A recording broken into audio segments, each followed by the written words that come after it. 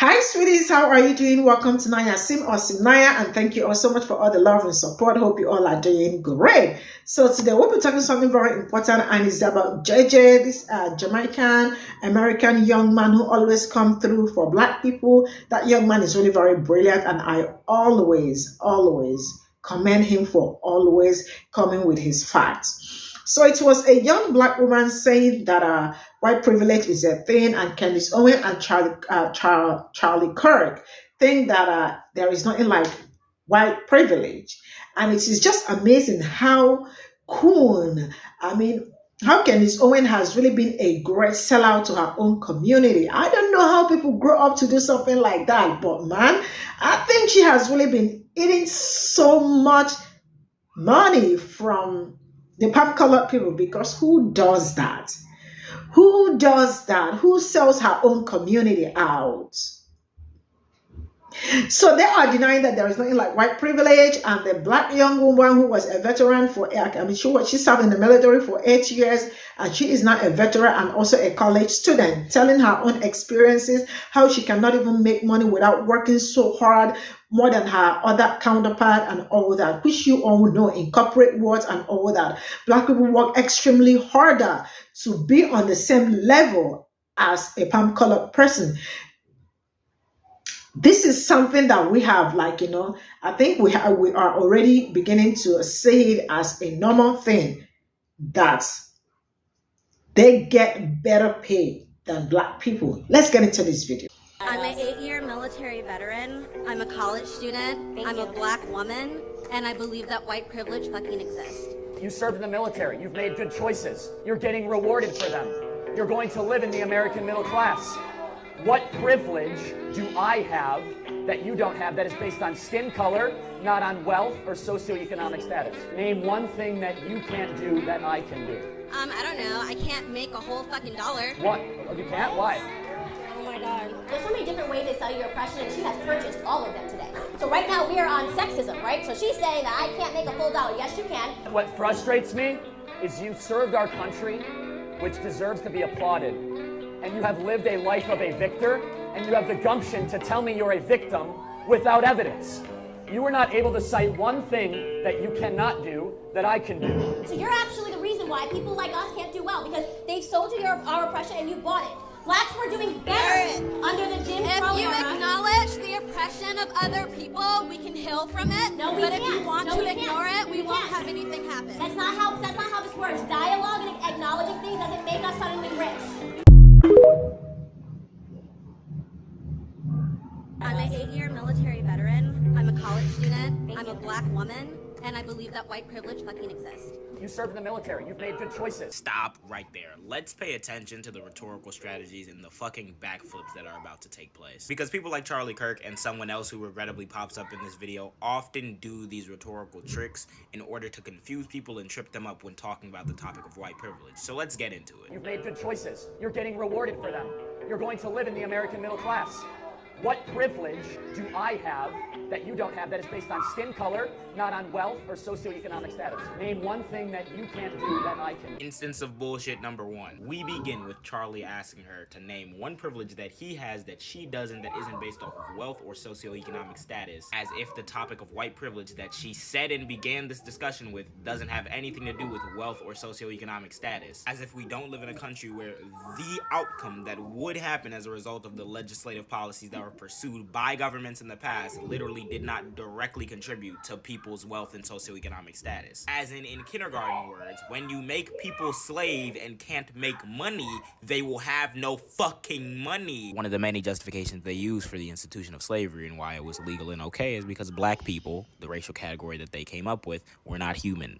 So you couldn't enslave humans, but you can enslave Black people if they're not human. That also led to a cascade of negative stereotypes that we're still living with today. Also, when you free people and then make it so that they don't have anything to build with or can't work wherever they want to because you know they're Black people and inferior, you greatly hamper their earning potential. There are a good 99 other list of things that get affected by this one thing alone that all contribute to socioeconomic status and directly to wealth. So painting someone into a corner where they have to tell you about white privilege without talking about what impact impact race has had on socioeconomic status or wealth is like asking me to teach you math without numbers and then looking at me crazy when I fumble. The three are combined. You cannot separate them. That's how we start. Then Charlie says, name one thing that you can't do that I can do. so now we have to talk about the topic of white privilege that affects entire demographics of people only on an individualized basis. If you can't name something that I can go down the street right now and do, and you can't, well, looks like the whole concept gets thrown out the window. It's a catch-22 because if I say,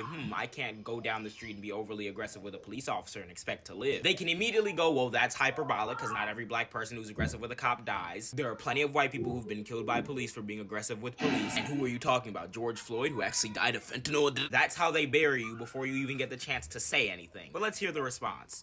I don't know. I can't make a whole fucking dollar. What? You can't? Why? Oh my god. That was all of our reaction when you popped on the screen, Candace. Let's see what the response from her is. There's so many different ways they sell you oppression, and she has purchased all of them today. So right now we are on sexism, right? So she's saying that I can't make a full dollar. Yes, you can. What frustrates me? Hey, racism affects how much money black people can make. No.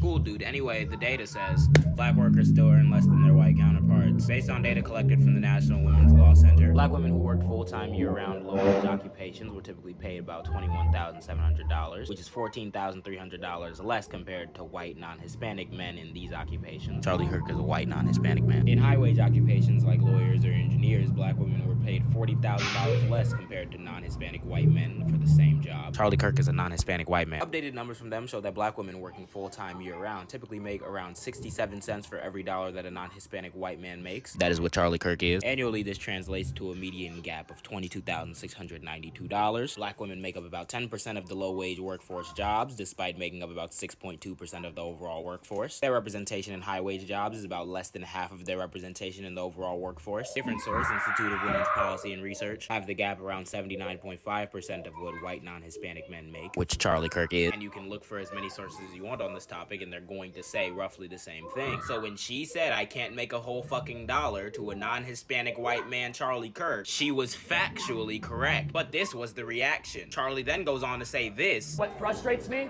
is you served our country, which deserves to be applauded.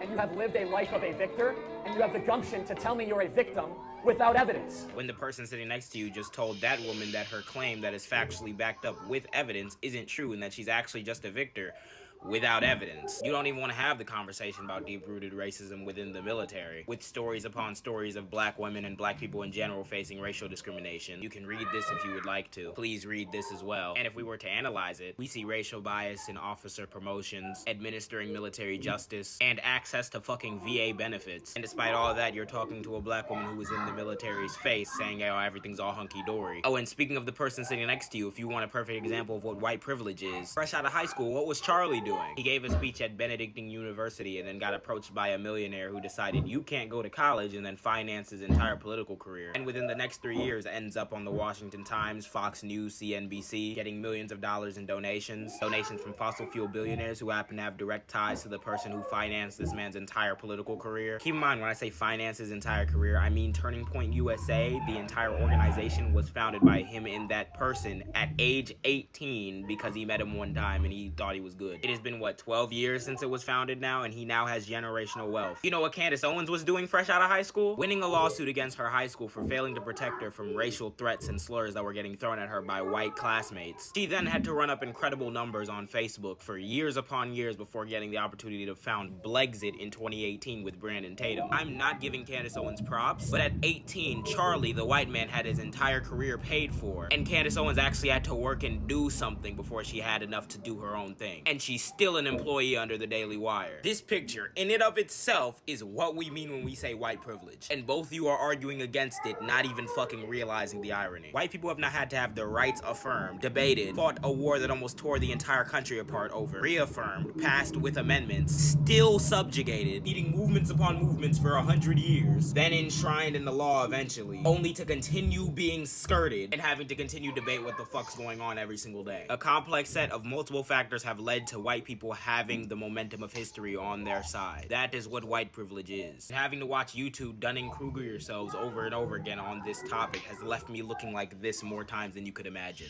Good. A very big shout out to JJ. JJ is just awesome. And the reality is that when you meet two cones, combined together, I mean, what you get is what you see is what you get. And I appreciate, I don't know, like JJ is really a very smart young man. And should I say I am jealous? I just love him. I love how he comes through for Black community, how he comes with his facts. So a very big shout out to him, and I am going to leave his link to his TikTok. So if you want to subscribe to JJ, kindly subscribe. He comes through all the time. And looking at Kirk and Candice Owen, a perfect combination. Both of them work hand in hand and all that, and they are both the same, like, you know, they do the same thing. I really do not take them seriously and all that.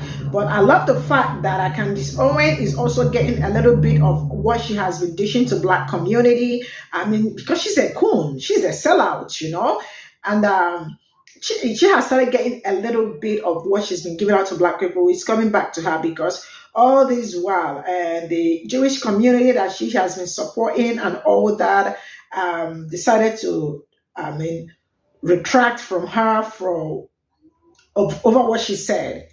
What she said was actually right, because she was saying that what Israel is doing was genocide and all that, right? And then, because she did not support them, so they started withdrawing their support on her. And whatever she gets is what she deserves. I don't care. And Child Kirk, did I tell you guys? I think I posted a video on cimnanya about Child Kirk, or whatever his name is, saying that he is MLK's, that there is need for the people to stop, like, you know, that everything that got to do with MLK is just a lie and all that, and like he is trying to kick against anything that got to do with MLK's Day and all that. When I saw that, I was like, are these people really, they are never ever resting when it comes to Black people. They are always up looking for a way and what to say about Black people. And then looking at this video, young lady was really right, saying what she knows. Yes, because she was 8 years in the military, and she believed that white privilege exists, and that is on point. And it is just sad that how they keep lying to themselves that it does not exist.